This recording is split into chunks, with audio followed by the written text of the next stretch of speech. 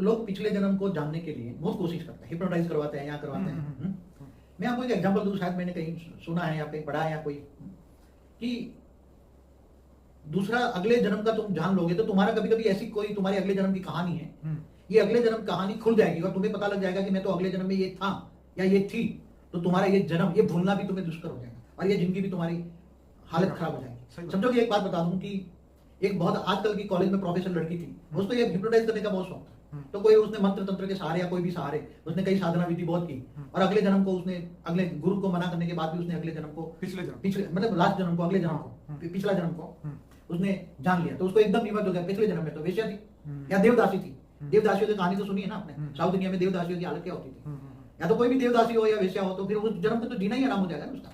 इसलिए जो जन्म में प्रेजेंट में जियो, हमेशा प्रेजेंट में अच्छा कर्म करो, आत्मशोक में रहकर परमात्मा को याद करो, अच्छा कर्म करो, आत्मा का विक्रम विनाश करो और गीता का ज्ञान सुनो, कर्मयोगी बनो। तो अगला ये प्रेजेंट में जियो, हमेशा प्रेजेंट में। हम पिछली बातों को भूलो, हम तो ज्ञान मार्ग में कहते हैं 3200 बिंदी लगा दो, पवित्र कर्म करो, अच्छे कर्म करो जी। तो अभी प्रेजेंट में जियो ना। हम तो यहाँ ज्ञान मार्ग में कहते हैं कि 3200 बिंदी, तुम एक सेकंड पहले की जो सोच रहे थे उसमें फर्क लाओ और आत्मस्वरूप बनकर परमात्मा को याद करो। क्योंकि तो पिछले जन्म तो बहुत बात है, बुरी बात है, मगर समझो कि इस जन्म के भी तुम्हारे कोई कर्म है तो वो भूल जाओ ना। अगर कोई 50 साल का, 40 साल का, 30 साल का, तो ये 30 साल भूल जाओ ना। अब आगे अच्छा कैसे हो तुम करो ना।